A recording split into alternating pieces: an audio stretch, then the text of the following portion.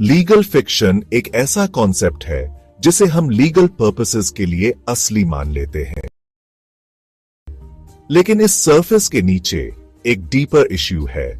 ज्यादातर लोग अपने इनहेरेंट अनएलिएनेबल राइट्स से अनजान हैं, वो फंडामेंटल फ्रीडम्स जो सिंपली ह्यूमन होने के वर्च्यू से एग्जिस्ट करते हैं। लीगल फिक्शंस जैसे कॉर्पोरेशन को पर्सन कहना सिर्फ टेक्निकलिटीज से ज्यादा है। ये टूल्स हैं जो इन नेचुरल राइट्स को ऑब्स्क्योर कर सकते हैं, उन्हें आर्टिफिशियल कॉन्स्ट्रक्ट से रिप्लेस कर सकते हैं जो पावरफुल लोगों के इंटरेस्ट सर्व करते हैं। इस कॉन्सेप्ट के बहुत बड़े इंप्लीकेशंस हैं। जब लोगों को अपने ट्रू राइट्स नहीं पता होते तो वो आर्टिफिशियल एंटिटीज द्वारा दिए गए प्रिविलेजेस एक्सेप्ट कर लेते हैं, प्रिविलेजेस जिन्हें कभी भी छीना जा सकता है। Legal system artificial entities create करता है और उन्हें राइट्स देता है, लेकिन ये राइट्स हमारे जन्मसिद्ध अनएलिएनेबल राइट्स जैसे नहीं होते। इन एंटिटीज का यूज असली लोगों पर कंट्रोल करने के लिए किया जा सकता है, अक्सर उनकी नॉलेज या कंसेंट के बिना। यह कंट्रोल अक्सर हिडन होता है, कॉम्प्लेक्स कॉन्ट्रैक्ट्स, फाइनेंशियल सिस्टम्स और ब्यूरोक्रेटिक प्रोसेसेस के थ्रू ऑपरेट करता है। ज्यादातर लोग लीगल फिक्शंस के प्ले से अनजान हैं और इससे भी कम अवेयर हैं कि कैसे अपने राइट्स की इग्नोरेंस उन्हें वल्नरेबल बनाती है। वे अपनी जिंदगी जीते रहते हैं, इस बात का एहसास नहीं करते कि वे एक ऐसे सिस्टम में पार्टिसिपेट कर रहे हैं जो उनके लेबर, टाइम और रिसोर्सेज को एक्सप्लॉइट करने के लिए बनाया गया है। यही लीगल फिक्शंस का इंसिडियस नेचर है। वे पावर और वेल्थ के ट्रांसफर को मैनी से फ्यू तक मास्क करते हैं। शैडोज में ऑपरेट करते हुए ये फिक्शंस हमारी दुनिया को ऐसे शेप करते हैं जिसे हम पूरी तरह से समझ नहीं पाते, फाइनेंशियल एक्सप्लॉयटेशन और सोसाइटल इनजस्टिस को फ्यूल करते हैं। यूनिवर्सल लॉ कम्युनिटी ट्रस्ट या यूएलसीटी आर्ग्यू करता है कि लीगल फिक्शंस कई ग्लोबल प्रॉब्लम्स की रूट हैं, क्योंकि वे पावरफुल लोगों को अपने बेनिफिट के लिए रूल्स रीराइट करने में इनेबल करते हैं।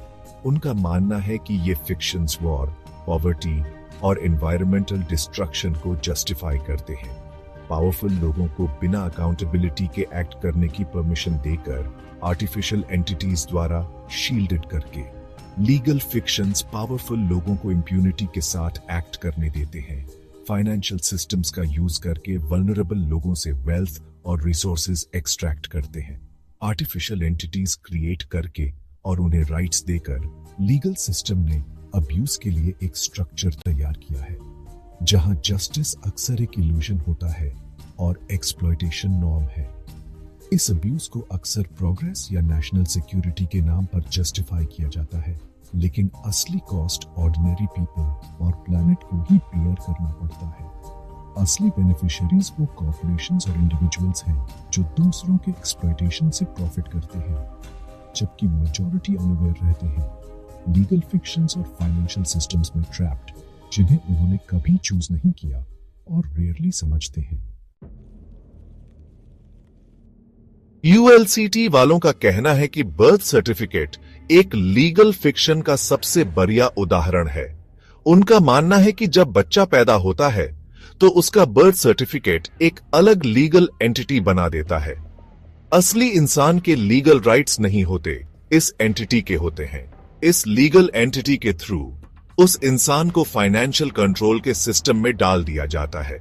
यूं समझो, आपका बर्थ सर्टिफिकेट एक ऐसा कॉन्ट्रैक्ट है जिस पे आपने साइन नहीं किया। ये आपको बिना आपकी जानकारी या मर्जी के एक सिस्टम में बांध देता है। यह सिस्टम डेट बेस्ड इकोनॉमी है जो कुछ लोगों को फायदा पहुंचाने और बाकियों का नुकसान करने के लिए बनाया गया है। यूएलसीटी का दावा है कि बर्थ सर्टिफिकेट सरकारी कर्ज के कोलैटरल के रूप में इस्तेमाल होते हैं। उनका कहना है कि हर बर्थ सर्टिफिकेट एक सर्टेन अमाउंट को रिप्रेजेंट करता है जिसके अगेंस्ट सरकार उधार ले सकती है। इसका मतलब है कि हर सिटीजन कर्ज के सिस्टम में पैदा होता है। यह सिस्टम फेडरल रिजर्व और इंटरनेशनल मॉनेटरी फंड जैसे इंस्टीट्यूशंस द्वारा चलाया जाता है।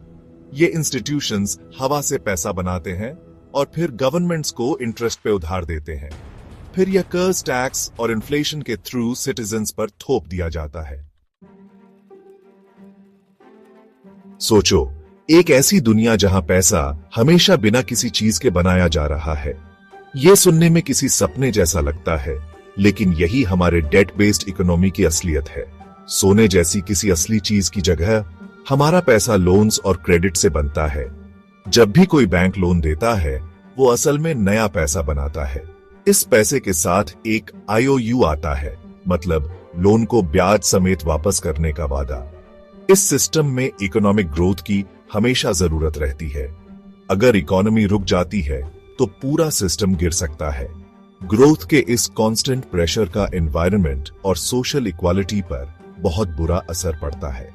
ये प्रॉफिट के पीछे भागने की एक एंडलेस रेस बन जाती है, अक्सर लोगों और प्लैनेट की कीमत पर। ULCT का कहना है कि ये डेट बेस्ड सिस्टम टिकाऊ नहीं है और गलत है। उनका मानना है कि इसे ज्यादातर लोगों को फाइनेंशियली गुलाम बनाए रखने के लिए बनाया गया है। सिक्योरिटीज एंड एक्सचेंज कमीशन यानी SEC और यूनिफॉर्म कमर्शियल कोड यानी UCC, ये दो इंस्टीट्यूशंस हैं जो डेट बेस्ड इकोनॉमी में बड़ा रोल प्ले करते हैं। SEC स्टॉक मार्केट को गवर्न करता है, एक ऐसा सिस्टम जहां कॉर्पोरेशंस ओनरशिप के शेयर्स सेल करके कैपिटल रेज करते हैं। दूसरी तरफ UCC कमर्शियल ट्रांजैक्शंस के लिए स्टैंडर्डाइज्ड रूल्स डेटा है। ये रूल्स इंडिविजुअल स्टेट्स अडॉप्ट करते हैं और सेल ऑफ गुड्स से लेकर लोन क्रिएशन तक सब गवर्न करते हैं। ULCT का कहना है कि SEC और UCC दोनों फाइनेंशियल कंट्रोल के लिए यूज होते हैं। उनका मानना है कि ये इंस्टीट्यूशंस एक कॉम्प्लेक्स वेब ऑफ रेगुलेशंस बनाते हैं जो कॉर्पोरेशंस को बेनिफिट करता है इंडिविजुअल्स के एक्सपेंस पर। एग्जाम्पल के लिए SEC के इनसाइडर ट्रेडिंग के रूल्स के हिसाब से इंडिविजुअल्स का नॉन पब्लिक इंफॉर्मेशन से प्रॉफिट करना इलीगल है, लेकिन ये रूल्स इन्फोर्स करना अक्सर डिफिकल्ट होता है और कॉर्पोरेशंस ऑफ्टन इन्हें सर्कमवेंट करने का रास्ता ढूंढ लेते हैं। सिमिलरली UCC की सिक्योर ट्रांजैक्शंस के रूल्स क्रेडिटर्स को परमिशन देते हैं कि वो डेप्टर्स से एसेट सीज कर लें अगर वो लोन डिफॉल्ट करते हैं। इसे इंडिविजुअल्स डेट और पॉवर्टी की साइकिल में फंस सकते हैं। Section 5 fraudulent contracts, the illusion of consent. Contracts हमारे लीगल सिस्टम की रिया है। ये दो या दो से ज्यादा पार्टीज के बीच एग्रीमेंट्स होते हैं जो लीगल ऑब्लिगेशंस क्रिएट करते हैं। लेकिन क्या होता है जब एक कॉन्ट्रैक्ट फ्रॉड या धोखे पर बेस्ड होता है? ULCT का कहना है कि हम जो बहुत सारे कॉन्ट्रैक्ट्स करते हैं वो असल में कंसेंसुअल नहीं होते। उनका दावा है कि ये कॉन्ट्रैक्ट्स लीगल फिक्शंस के बारे में हमारी अनजानता पर बेस्ड है। उदाहरण के लिए, जब हम किसी कॉरपोरेशन के साथ कॉन्ट्रैक्ट साइन करते हैं तो हमें अक्सर पता ही नहीं होता कि हम एक अलग लीगल एंटिटी के साथ डील कर रहे हैं। यह एंटिटी इंसानों जैसे मोरल या एथिकल कंसिडरेशन से बंधी नहीं होती। ULCT का मानना है कि ये फ्रॉडुलेंट कॉन्ट्रैक्ट्स हमारे इनहेरेंट राइट्स छीनने के लिए इस्तेमाल किए जाते हैं। उनका तर्क है कि हम कुछ इनलियनेबल राइट्स जैसे कि जीने का अधिकार, आजादी और संपत्ति का अधिकार के साथ पैदा होते हैं। हालांकि ये अधिकार अक्सर कॉरपोरेशंस और सरकारों द्वारा उल्लंघन किए जाते हैं जो नेचुरल लॉ के दायरे से बाहर काम करते हैं। उनका मानना है कि अपने अधिकारों को वापस पाने का एकमात्र तरीका इन फ्रॉडुलेंट कॉन्ट्रैक्ट्स को एक्सपोज करना और रिजेक्ट करना है।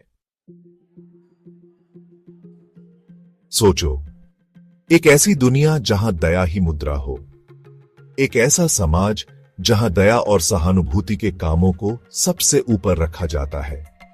ऐसी दुनिया में असली दौलत हमारे रिश्तों की गहराई और हमारे समुदायों की मजबूती होगी।